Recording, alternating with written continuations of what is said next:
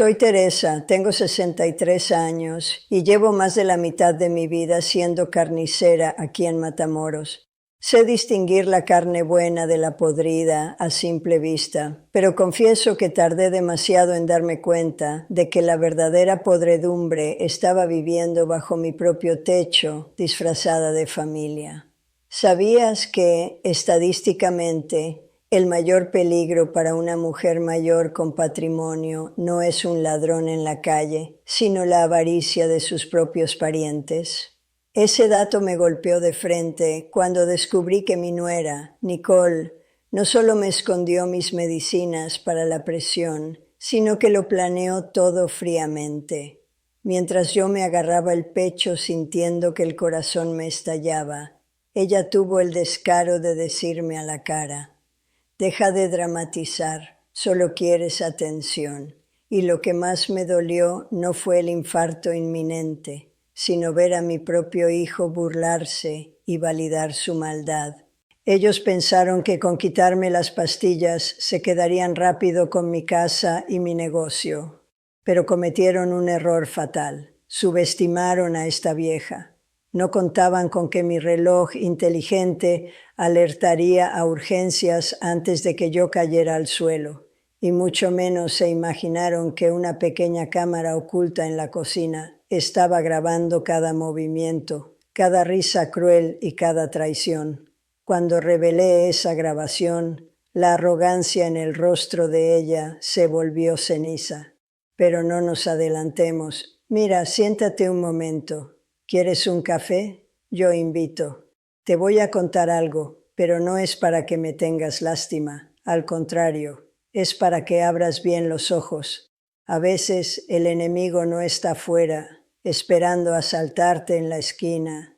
A veces el enemigo duerme bajo tu mismo techo y hasta le lavas la ropa. Déjame empezar por el final, o bueno, por donde casi termina todo para mí. Desperté con ese pitido insoportable de las máquinas al lado de la cama. Ya sabes, ese sonido rítmico que te dice que sigues viva, aunque te sientas como si te hubiera atropellado un camión de doble remolque. Estaba en una habitación blanca, fría, de esas que huelen a alcohol y a miedo. Entró el doctor, un muchacho joven, amable, con su bata impecable. Me miró por encima de sus lentes y suspiró. «Señora Teresa», me dijo, revisando una tabla con hojas, «sus niveles en sangre dicen que no había tomado su medicamento para la presión en al menos 48 horas. ¿Por qué dejó de tomarlo? Sabe que con su condición eso es jugar a la ruleta rusa». Yo traté de incorporarme, pero el cuerpo me pesaba como si fuera de plomo. Me sentía aturdida. «Doctor», le dije con la voz pastosa, «yo me tomé mi pastilla. Me la tomo sagradamente todos los días a las 8 de la mañana, con mi jugo de naranja. Nunca fallo. Soy carnicera, mijo. En mi oficio, si uno no es disciplinado, se corta un dedo. Yo no fallo». Él me miró con duda. Es la mirada que le dan a los viejos, ¿verdad? Como si la edad nos volviera mentirosos o seniles de golpe. Me enseñó los resultados del laboratorio, cero rastro del medicamento, nada. En ese momento sentí un frío que no venía del aire acondicionado. Recordé la cajita de pastillas sobre la mesa de la cocina esa mañana. Recordé haber sacado la píldora. Pero entonces la imagen se me aclaró en la mente. La pastilla se veía un poquito diferente, un tono de blanco distinto, quizás 1 milímetro más pequeña. En ese momento no le di importancia porque, bueno, a veces cambian la presentación, ¿no? O eso quiere creer uno. Pero ahí, en esa cama de hospital, entendí que no estaba loca ni senil. Me habían cambiado las pastillas. Y solo había 2 personas más viviendo en mi casa. Pero espérate, esto no empezó ese día. Para que me entiendas, tengo que contarte lo que pasó hace como un mes. Tú sabes que tengo mi carnicería aquí en Matamoros, La Suprema. La levanté con mi difunto esposo, que en paz descanse, y la he mantenido a flote yo sola los últimos 15 años. Sé manejar el cuchillo, sé despostar una res y sé cuando un cliente me quiere ver la cara de tonta con el cambio. Hace un mes empecé a notar cosas raras en la casa. Pequeñeces, un dinero que faltaba de mi monedero, documentos movidos del lugar en el escritorio de mi cuarto. Mi hijo Esteban y su esposa Nicole se mudaron conmigo hace 2 años para cuidarme, dijeron, o para ahorrarse la renta, digo yo, porque la situación está difícil. Una mañana, antes de irme a abrir el negocio, vi a Nicole cuchicheando por teléfono en el patio. En cuanto me vio, colgó rápido y puso esa sonrisita falsa que tiene, como de edecán de televisión. Buenos días, suegrita. ¿Ya se va a trabajar tan temprano? Debería descansar más.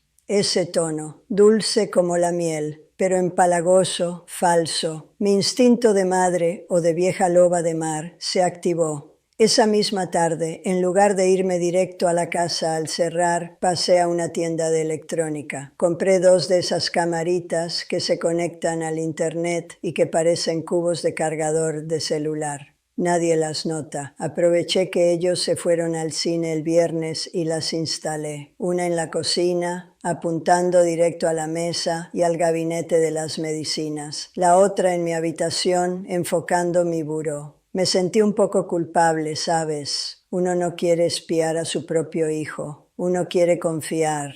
Pensé, Teresa, te estás volviendo paranoica con la vejez. Pero luego recordé que la paranoia me ha salvado de varios asaltos en el negocio, así que dejé las cámaras grabando. Durante semanas no vi nada grave, solo a Nicole quejándose de mi comida o a Esteban siendo un mandilón que no se atrevía a contradecirla, hasta que revisé las grabaciones de la semana pasada, pero ya llegaremos a eso, para que entiendas por qué llegué a poner cámaras. Tengo que contarte lo que pasó hace 6 meses. Fue un domingo. Estábamos comiendo barbacoa en el patio. Hacía un calor de los 1000 demonios, típico de aquí. Yo empecé a sentirme mareada.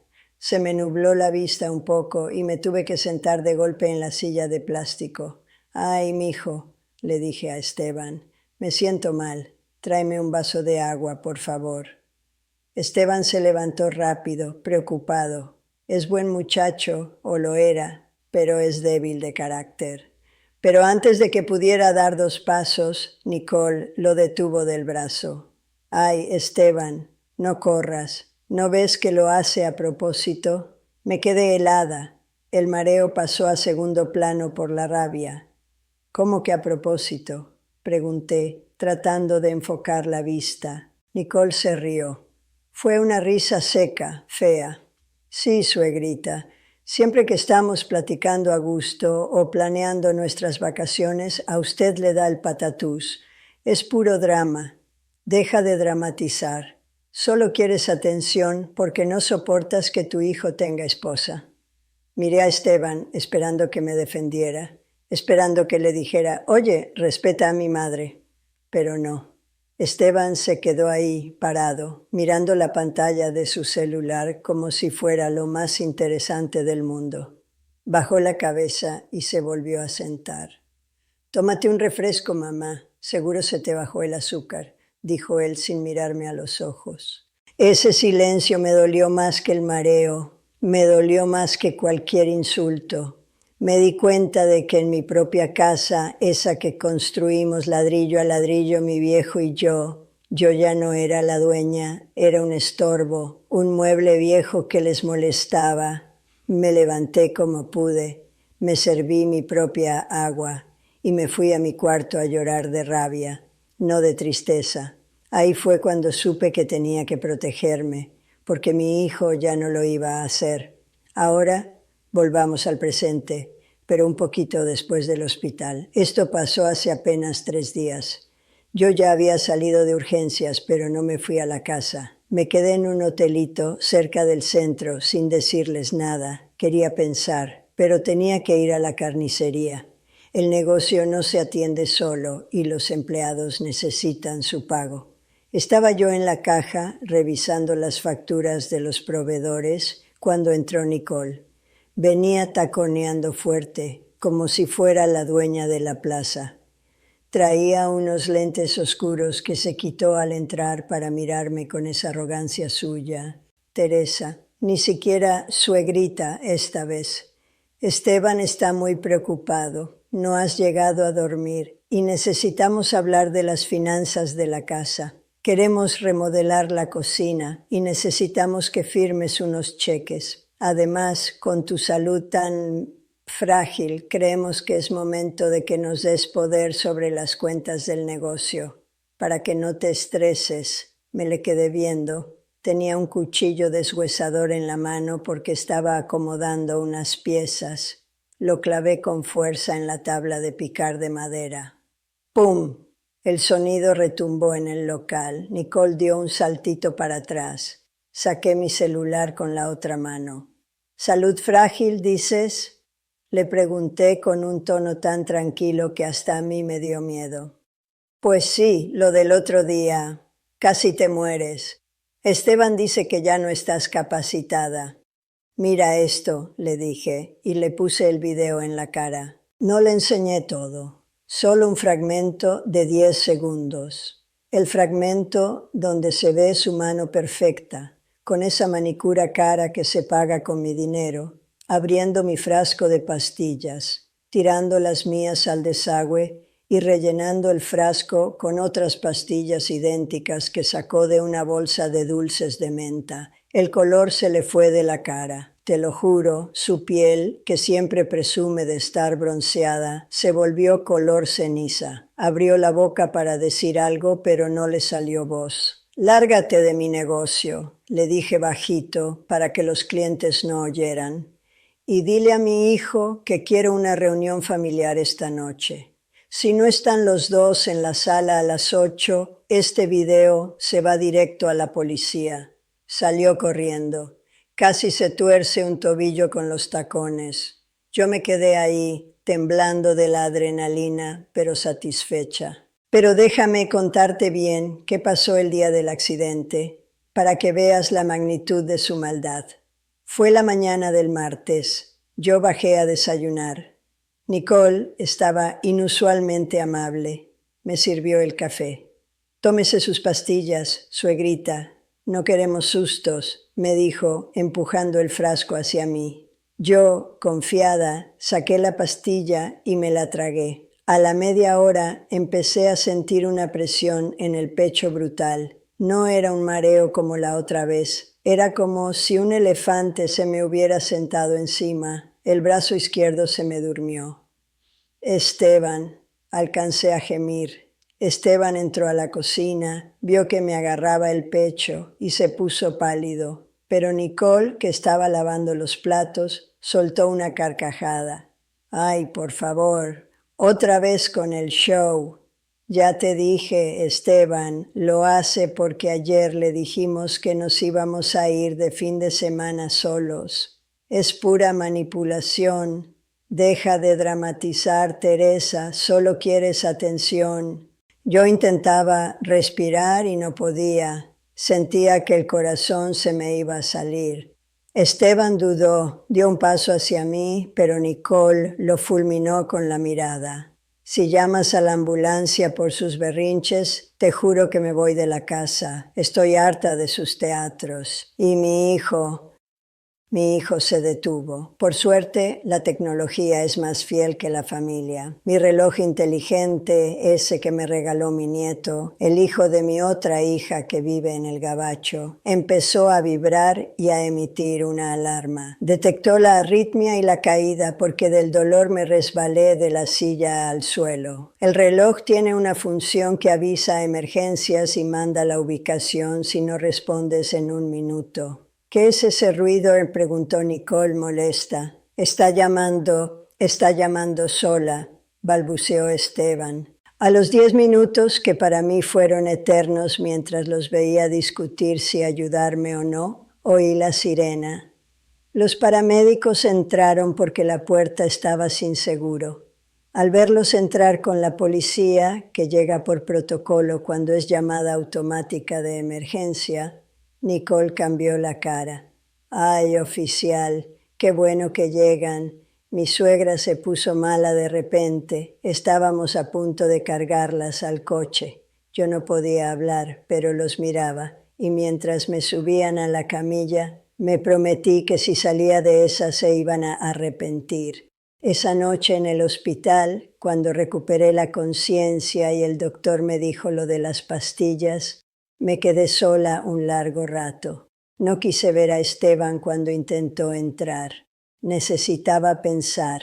Me puse a reflexionar sobre mi vida. Tengo 63 años. He trabajado como burra desde los 20. Esa casa en la Colonia Jardín es grande, bonita, tiene patio, cochera doble y es mía, completamente mía. Esteban siempre ha dado por hecho que la casa es de la familia, que cuando yo falte será de él. Incluso se comporta como si ya fuera el dueño, trayendo a vivir a quien quiere, pintando paredes sin preguntarme. Ahí, mirando el techo blanco del hospital, me di cuenta de mi error, no haber puesto límites, haber dejado que mi amor de madre me cegara. Pensé en la táctica de propiedad revelada. Ellos creen que porque soy viuda y vieja, dependo de ellos. Creen que sin su ayuda no puedo vivir, pero la realidad es al revés. Ellos viven de mí, de mi techo, de mi comida, de las ganancias de la carnicería que Esteban administra, y administra mal, por cierto. Se acabó. Esa noche decidí que no iba a ser la víctima de una telenovela barata. Iba a ser la protagonista de mi propia justicia. Al día siguiente de salir del hospital, antes de la confrontación en la carnicería, fui a ver al licenciado Cantú. Es cliente mío de años, le encantan los cortes de rib eye que preparo. Le llevé el video completo, no solo los 10 segundos que le mostré a Nicole, sino todo, horas de grabación. El licenciado se puso los lentes y se quedó mudo viendo la pantalla de la computadora. Vimos cómo Nicole trituraba mis pastillas reales en el fregadero. Vimos cómo se reía sola, pero entonces el licenciado vio algo que yo no había notado porque no revisé la basura de la cocina en los videos. Doña Teresa, mire esto, me señaló la pantalla. En el video, un día antes del incidente, Nicole está en la cocina sosteniendo una prueba de embarazo. Se ve claramente las 2 rayitas. Ella sonríe, se acaricia la panza y luego esconde la prueba en el fondo del bote de basura, envuelta en servilletas. Luego hace una llamada. El audio de la cámara es bueno. Se oye clarito lo que dice. Sí, ya confirmé, estoy embarazada.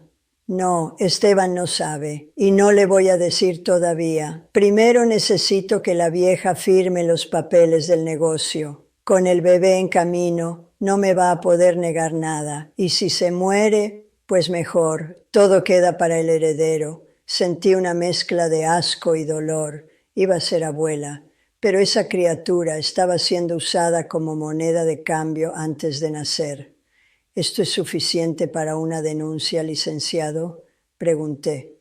Doña Teresa, esto es tentativa de homicidio. Alterar medicación es gravísimo y con la agravante de parentesco podemos meterla a la cárcel años, pero el proceso es largo. ¿Qué quiere hacer? Quiero que se larguen, quiero mi vida de vuelta y quiero que mi hijo abra los ojos aunque le duela. El licenciado asintió y preparó unos documentos. Me sentí validada. Ya no era la vieja loca, era una mujer con pruebas. Llegó la noche de la reunión final.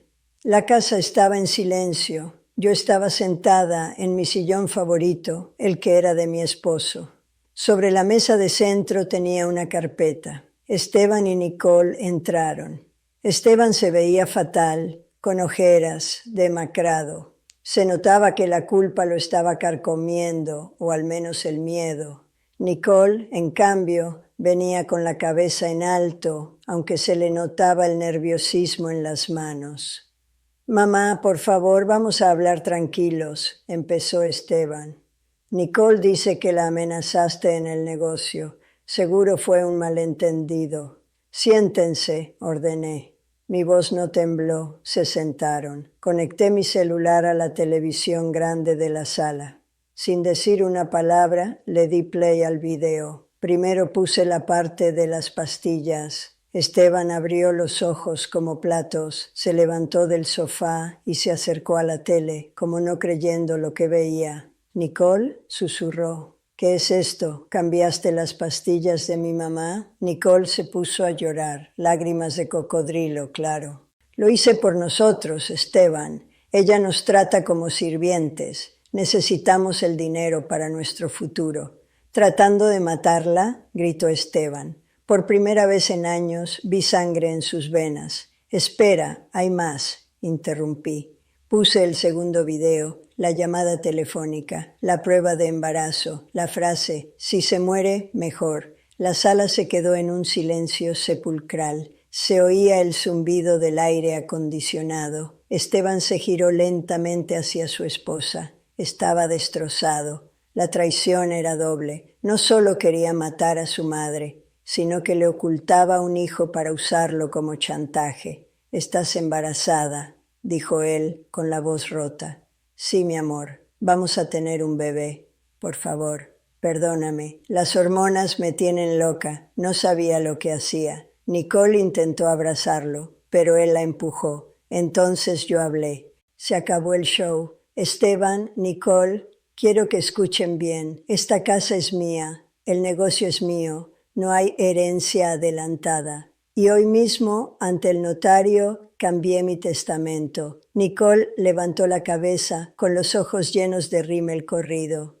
«No puedes dejarnos en la calle. Estoy embarazada de tu nieto». «Ese niño no tiene la culpa de tener la madre que tiene», le respondí, mirándola fijo. «Por eso, mi testamento ahora dice que todas mis propiedades, al momento de mi muerte, pasan a un fideicomiso. El dinero será administrado por una fundación para la educación de mis nietos, pero nadie, escúchenme bien, nadie podrá tocar un centavo en efectivo ni vender las propiedades hasta que esos niños cumplan 25 años. Y si tú, Nicole, intentas pelear esto, el video original se va a la procuraduría y tendrás a tu hijo en la cárcel». Nicole se quedó muda. Su plan maestro de quedarse con todo rápido se había esfumado. Se había quedado sin techo y sin herencia líquida. Miré a Esteban. Él estaba llorando, con la cabeza entre las manos. «Mamá, perdóname, soy una basura. No te defendí, dejé que te humillara, casi dejo que te matara. Sí, Esteban, fallaste y eso me va a doler hasta el día que me muera. Pero hoy tienes que decidir. O te vas con ella y su maldad, o te quedas aquí y empiezas a comportarte como el hombre que tu padre te enseñó a ser». Esteban miró a Nicole. Ella lo miró a él, esperando que su control siguiera funcionando. Pero el video había roto el hechizo. El asco en la cara de mi hijo era evidente. «Vete, Nicole», dijo él. «Vete de esta casa. Pero el bebé, mis abogados hablarán contigo sobre el bebé. Pero tú te vas ahora».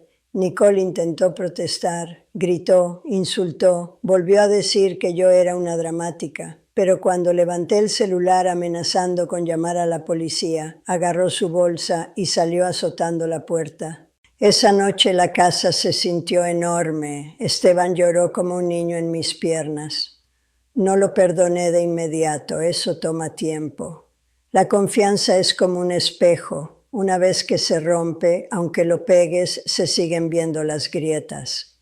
Pero al menos el enemigo ya no estaba bajo mi techo. Han pasado 2 años desde entonces. Mi nieto nació. Es un niño precioso. Nicole intentó pelear custodia completa, pero con los antecedentes que tenemos guardados, porque nunca borré los videos, tuvo que ceder. Esteban vive solo ahora, en un departamento pequeño que él se paga trabajando de verdad en la carnicería, aprendiendo el oficio desde abajo, como debió ser siempre. Yo sigo en mi casa, sigo tomando mis pastillas, pero ahora las guardo en una caja fuerte en mi cuarto.